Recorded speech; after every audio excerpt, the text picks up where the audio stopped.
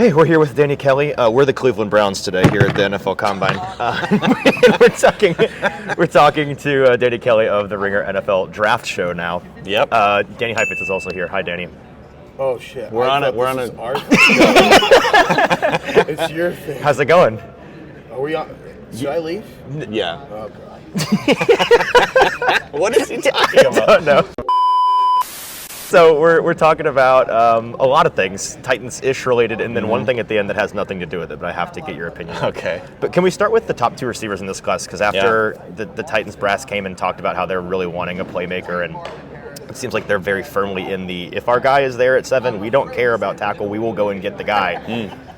It's Roman and Malik. Malik Neighbors, Roma Dunze are the 2 and the 3 in this class, and you would think one of them probably there at 7. You never know, but a lot has been made about the difference between the two guys because they are kind of different strokes. Right. What do you make of the difference between the two guys, and do you prefer one over the other? I mean, yeah, it's tough because they're very different stylistically. Like Malik Neighbors is really, really explosive. Right. He has incredible yards after the catch ability. I think that's one of the biggest things about him is like get him the ball. He can make guys miss. He can like annihilate pursuit angles, just run past people, touchdown from any place on the field kind of guy. And you know, he moves around the formation. I think lined up in the slot around 50% of the time, 50 to 60% of the time. So he's like kind of all over the formation. I would say the one thing that is kind of like a question mark on his profile is that he, in that offense, didn't have to like beat press all the time. He's kind of given like free releases. A part of that is because he's so fast, like teams are just not going to get up in his face and press him. But that's kind of like the one question mark. But yeah, what did he say today? Where it's like I faced 6 DBs a game. I don't know which one of them are good. Yeah, right. And so like his speed is the big thing. He's just incredibly explosive player. And then on the other side, Odunze is a different player. He's like an X receiver, big, physical, wins at the catch point. Like his contested catch rate was like ludicrously high, like 70%, something like that. Does that concern you when you see a number like that, like a sustainability element of it? Sometimes it does. I think that's one of those stats where it is a little bit of an alarm bell will go off, and then you kind of have to dig into it a little bit more and see if it's a big deal. I think the reason it's a red flag is because sometimes that will mean, or that sometimes that implies you can't separate, right? Like you have so many contested catch targets because you're not getting open. Right. And your quarterback is just throwing it up and hoping you come down with it. I don't think that's the case with him at all. He's really twitchy in the short area. You know, he can separate, he can run routes, he can get open. He has really a good ability to separate late in his routes too. That's like one of the biggest things when you get to the NFL. It's like you're never really quote unquote open in the NFL. So yeah, he has that. I would say he is much more of a traditional X receiver where, you know, he's going to be the big time red zone weapon. He's going to be the big time throw it to him, get open on third down and get a first down type of guy. Right. You know, kind of like in the DeAndre Hopkins mold. I think like that archetype of receiver. And so, yeah, I mean, they're different styles, and it just kind of depends on what you're looking for. Maybe the Titans want a guy more like Neighbors because they have Hopkins right now. Of course, he's not going to be around forever, but and then on the other hand, maybe they don't want Neighbors because that's a little bit what like kind of redundancy Burks is like, you know, like long term, like a explosive guy that'll take the top off a defense, not necessarily super nuanced as a route runner yet. So I don't know. It's going to be interesting. I think, you know, if I'm leaning one way or the other, I'd probably go Neighbors just slightly. Right. But again, I think, you know, there's so many variables here. Like, is Will Levis the long term? You don't necessarily need to get a guy that like matches up with Levis because we don't know for sure if he's going to be around forever. Well, at this point, just talent would be like of any kind would be nice, right? Exactly. Do you see them both as guys worthy of a top 10 selection, or I think so for sure. I mean, right now I think Odunze at 6, and so and he's my third receiver. Right. So like these guys, this is a really good receiver class, especially at the very top. You know, I think all three of these guys have potential to be superstar type players in the NFL, like over 1,000 yards. The Jamar Chases of the world type players, where you're getting a true number 1 receiver on your team. And so, yeah, absolutely, top 10 pick. I think the other thing is there's not a lot of defensive players that are like quote unquote top 10, you know, type talent. It's going to be receivers, tackles, and quarterbacks, and kind of how those stack up will kind of tell you. But I do think, you said it earlier, I think there's a pretty strong chance that Odunze or Neighbors is there at number 7. So that's going to be really interesting to see how that all plays out. Philosophically, like, it seems the consensus is you have these top 3 receivers. There's a pretty significant drop off before the next kind of Yeah. group of guys. With Yeah. the tackle class, it's a really deep one, and you've got the top guys in Joe Alt and Olafashanu, but with where the Titans are at, like, would you approach it from a let's get playmakers in here and do this thing, we'll figure out the offensive line as we go? You know, the kind of lazy comp is like, oh, you know, Brian Callahan coming from the Bengals where they did the whole thing with Jamar Chase. You remember the meme? Yeah, exactly. No, it's already making its rounds. It's happening. So does that bother you at all in the context of this class in particular, where maybe they feel they need one of those top 3 receivers and can get away with a early second round tackle? Man, it's so tough. I think like the cop out answer is like, if you get a really good player at that spot, it doesn't matter. It doesn't matter. Both are good. Yeah. I think maybe it was Callahan said this week that he prefers like the receiver. He alluded pretty to much said it explicitly. Yeah. When all things are equal is what he said. Right. Which it's like, do they see it as equal? Is the question. Again, if both of them are going to be star players, this is like the Penei Sewell versus Jamar Chase. Which they would have been fine either way because they both turned into great players. What is going to be a bigger impact? I tend to lean, I don't know, it's so tough. I probably go back and forth every day about this, but I tend to lean that a receiver is going to help your quarterback. The impact, like the relative impact from an average receiver to an elite receiver versus like the relative impact from like an average offensive tackle versus an elite offensive tackle, I feel like I tend to go towards the receiver is going to make the bigger difference for the quarterback. Right. It feels like there's kind of a threshold where it's like the passing game protection-wise has to be a bare minimum of whatever this intangible thing is for it to work. And if you can get there, then having that weapon, exactly. Because Jamar comes in and their pass protection is very bad. The Titans are playing them in the divisional round of the playoffs and sacks Joe Burrow 9 times, but they still win the game because Jamar Chase makes an incredible fourth quarter catch and they get into field goal range and win the game. So it's kind of that microcosm right there. Yeah, exactly. That's kind of, and it's like, the special receivers in the NFL are the types of guys, they're scoring touchdowns. They are really, really affecting and impacting the game. Right. And you can have an offensive tackle who's really good, but if there's nothing happening at the receiver position, if the quarterback can't find an open guy, it's one of those chicken or the egg discussions. Totally. I feel like, but you need both at the end of the day. It helps out both. But my instinct, I think, is that a big time playmaking receiver has so much of an impact on a game. And in the best offenses in the NFL, you see are guys or teams that have like 2 really good receivers. You know what I mean? Yeah. And it helps the quarterback so much. The quarterback's job is so hard. And if you have guys that can take some pressure off of him and get open and make plays after the catch, like Jamar Chase will take a little slant route or take a little out route and just like score a touchdown. Yeah. And so, those are the types of guys I think that can really, really impact the game and change the total complexion of an offense where tackles are more sort of like a very important cog in the machine kind of deal. I don't know. And that could be like total BS, but that's just kind of like my instinct on it. I get where you're coming from. You mentioned like impacting the game. Do you see both of these guys as they'll probably impact whichever offense they're put into immediately? Is the one guy that stands out in that regard? That's a good question. I would say Rome is probably more polished. Okay. Just as a route runner, just more a traditional player. Right. He's a traditional X. He's big, strong, can run routes. He's really good at the catch point. I'd say Neighbors to me is like he's more in the Jamar Chase mold where it's like he's so explosive, like guys just can't keep up with him. Right. But I don't think he's necessarily super polished as a route runner. There's still question marks again, like I said, of getting off the line when they're pressing him and all those types of questions. Where do you want to line him up ideally type of deal? Is he the type of guy that that is going to get open and get a first down whenever you need it? Yeah. So I'd say that's like just a very small distinction between the two. Odunze, on the other hand, is not very good after the catch. Right. Like he's not going to be that guy who's going to catch a pass and score a 60-yard touchdown by making 5 guys miss and like whatever. But he's going to be so clutch in those high leverage situations that it's just like those are the 2 types of playmakers that you're dealing with. So what you want more, I don't know. I mean, I'm guessing Callahan coming from the Bengals and having that Jamar Chase type impact is probably going to lean Neighbors, but we'll see how that all goes. Right. They may very well just go tackle and this all is null and void. And that would be fine. If they do that, there are some guys in the early second round that I want to run 4 names by you and just give me your thoughts on these guys. Tell that person to leave you alone. FaceTime. Keon Coleman, Troy Franklin, and then both of the Texas boys, A.D. Mitchell and Xavier Worthy. Yeah. Are there, of those four, is there a guy that really stands out to you in a negative or a positive way? No, in terms of negative, I would probably.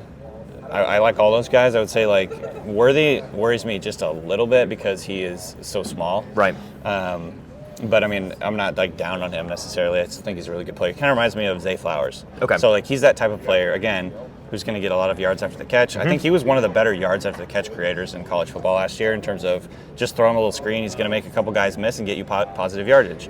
On the other hand, he's like Zay Flowers in some ways because he's a little all over the place, not necessarily super refined and nuanced as a route runner. So that was kind of my comp for him. I see some similarities there, and he could go out and have a Zay Flowers type year. It wouldn't surprise me at all, and that's like awesome. Yeah. But again, it's kind of what you're looking for. And then who are the other guys you mentioned? Troy Franklin. Troy Franklin, who Yeah. I'm very curious what your opinion on him is, because he seems to be a very polarizing guy. I know the whole hands thing is. So I was just having this discussion with my buddy the other day, and it's like hands, the ability to catch the ball, or just like the stats around drops, right, can be like one of the biggest things that lies. Like stats lie. That's what I wanted to ask. Is that a first order term? Maybe not. It's not sticky year over year in a lot of cases. So there are some guys who just can't catch. Sure. And that's that. Yeah. But I don't necessarily think that's the case with Franklin, because if you go back to 2022, I want to say his drop rate was like 3.2%, which is like elite. That's really good. Yeah. And then this year it was like 10%. And so you get kind of the ick when you're watching it. It's like, man, he could have made a huge play here. He just dropped it. Yeah. Or like, he kind of like alligator armed this play. It just was like, it kind of like, I think it affects your evaluation more than it probably should. Well, that's my question is like, if he had a 5% drop, like a very average drop rate, Say and everything 7, about him was exactly the same, how would he be viewed differently? Probably a lot higher, Yeah. honestly. And I really like him for that case. And by the way, all of his other statistical stuff is like really, really good. Like his target rate, his yards per team pass attempt, all the stuff like you look at from like a dynasty fantasy football like point of view. Like he's really good, really strong. But again, the question is, number one, are the drops a big deal? Is that going to be something that carries over to the NFL? Is it something that we should even care about? Probably not, honestly. And then the other question is just like, he has kind of an interesting frame. He's like 6'3", 175 or 180, something like that. I don't Bean pole. Yeah, he's very skinny. And again, there's question marks whether that even matters anymore based on the way that the NFL is kind of going. There's a lot of skinny guys. There's a lot, like Devontae Smith having a great year, or having a great career so far. Itty bitty little Tank Dell. Right. I think we Tank both Dell. were like, but then he's awesome. So I was scared off of Tank Dell so last year because of that. And I think we're starting to see maybe it doesn't matter quite as much as you think it does. And so I wouldn't say I'm like super high on him. I think he's probably going to end up being like a high second rounder. Right. But I think he's going to be a really good pro. I'm excited about what happens like with him, where he lands, because I think he has that big play potential. He's really, really quick actually in the short area. I cut a couple of clips of him recently where he like catches the ball, turns around, and like makes a couple guys miss. And you don't typically see that from like a tall, lanky guy. Yeah. And so he's got really good short area quickness and athleticism from that point of view too. So he's another guy that I like. And then I'm a big A.D. Mitchell guy. I think I originally had him in my top 32 when I first put the guide out, and then I've soured on him just like a slight amount, just because his analytical profile is pretty terrible. Right. In terms of his stats, isn't he one of the guys that only had like less than 300-yard games in college or something? That could be the case, but like his yards per route run is like really low. relatively like way lower than you want it to be. He was the second most productive receiver. Like Xavier Worthy outproduced him. Right. At Texas, he wasn't super productive at Georgia. There's some big game player. I know. So it's hard because there's some pretty massive red flags from his analytical point of view. Right. But I mean, when I watch him, I'm like, this guy reminds me of CeeDee Lamb. Exactly. Like, it's exactly. like, where do you kind of square that? I think probably going to be a second round pick. But I really like him. I'm just a little bit nervous about that background. Yeah. And then the last guy's Keon Coleman, who, if another we talked guy. about him Same deal. in September, October, we'd have been like first round Top pick. 10. Right. He was like the ish, and then now everyone seems to be like old news, fell apart. Right. There's certainly like on tape, there's some concentration things, definitely. There's some like just taking plays off a little bit where, you'd imagine in the right fit in the NFL, it's gonna like that would get ironed out. Right. You would hope. Right. But the top is just so. The ceiling is so high. I think on y'all's show a couple of weeks ago, you guys were talking about these receivers, and I think it was Ben Solak who said, if you told me the best rookie receiving season for many of these guys, if it wasn't Marvin Harrison Jr., he would guess it's Keon Coleman. Right. I mean, yeah, the pure just explosiveness, like in the short area. I don't know if he's necessarily like got the most long speed, but I think he's pretty explosive in the short area especially for how big he is. He's a basketball player, like a big time basketball player. You can kind of see that in his game.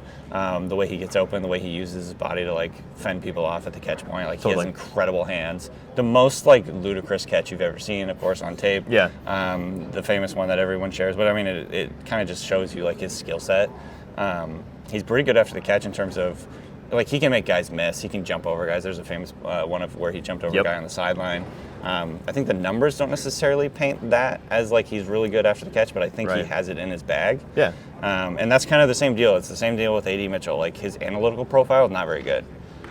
If you look at, like, yards per route run and his percentage of the team's pass attempts, it's just, like, if you're going purely on an analytical profile point of view, like, he's really low in this class. But if you look at the physical traits, the pure talent, going back to last year at Michigan State, like, he outproduced Jaden Reed. And so I'm like, you know, sometimes, like, you have to look past the analytical profile. I know some people will just go right by the profile and trust that because our eyes lie to us. Sure. But I don't know, man. With him, it's really hard to ignore kind of like what you see on tape and the explosiveness and the size. And again, it's probably going to matter where he lands, I think, depending on how quickly he'll kind of like hit the ground running. But he's another guy that I'm a little cautious about him, but like he's super exciting. Sure. Yeah. Okay, enough about the receivers. Okay. Like, real quick, I want to talk about the tackles. And let's just talk about the top two guys, because if they go tackle in the first round, it's probably going to be Alt or Fashanu. Correct me if I'm wrong. I think you're pretty high on Fashanu just in general. Is he your one over Alt? Yes, right. Okay. Well, this is another guy I like kind of go back and forth. Okay, so I wanted, because I've talked to only people that are like, Alt's the guy. I wanted to hear your perspective on Fashanu, who is getting kind of the little brother, not paying attention. People don't really know a ton about him because it's Joe Alt or bust kind of deal. Right. What is it about Fashanu that you love so much? I mean, he's kind of the total package. You know, he has really, really good body control, really light feet, like good length. He's built like exactly like you'd want for like a left tackle. Obviously, Joe Alt is too. Like, you know, but like in terms of just balance, his ability to you know, mirror on the edge, all that stuff. Like, he's just such a good athlete. So he kind of reminds me a little bit of, like, do you remember Charles Cross coming out a couple years ago? Yeah, like Mississippi State. His feet are just really good. He gets blocks made.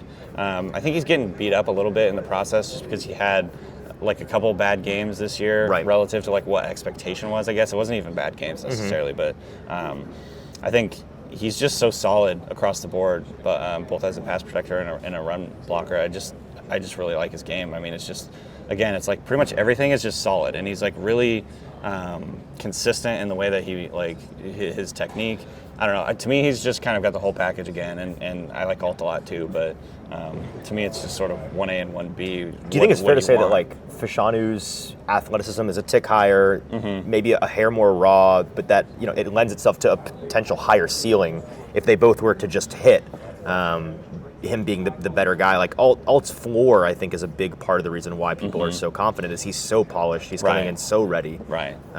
Yeah, I think they both have a really high ceiling. Honestly, they're both incredible athletes. It's like hard to say like that Fashanu has a higher ceiling because, I mean, look at Alt. Like, he's 6'8", 320 something. Right. It's hard to put down Joe Alt. It's really just, honestly, like, I wonder. It's probably going to be like coaches just have a preference for whatever reason. There's not going to be like really strong, you know, this guy's good, this guy's bad. It's just like, what exactly are we looking for?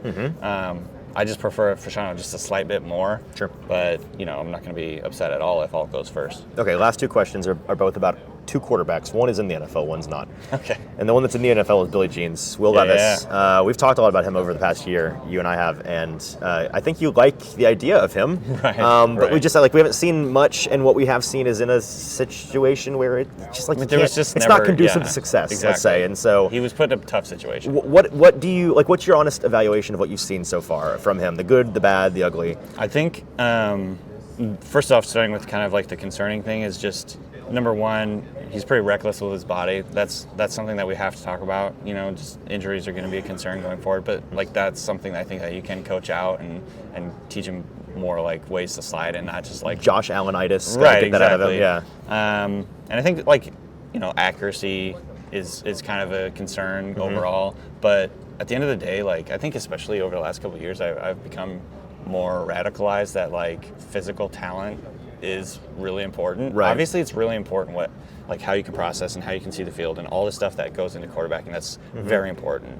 But I mean, his physical traits are just like incredible. Right. And I think there's always ways that you can build around a guy, like make things a little bit easier on him by either getting a really good supporting cast around him or like simplifying the offense that's like really doing the only things that he feels really comfortable doing. Spending an entire offseason where he's like the starter, all that stuff, I think could really, really help him. But yeah, I mean, like he has an incredible arm. He's a big, strong guy.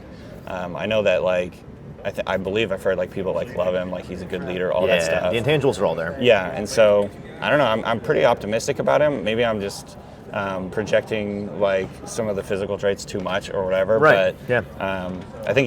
I think it would have been very difficult for any quarterback to succeed in that offense last year. We saw Tannehill completely fall off the cliff, and so.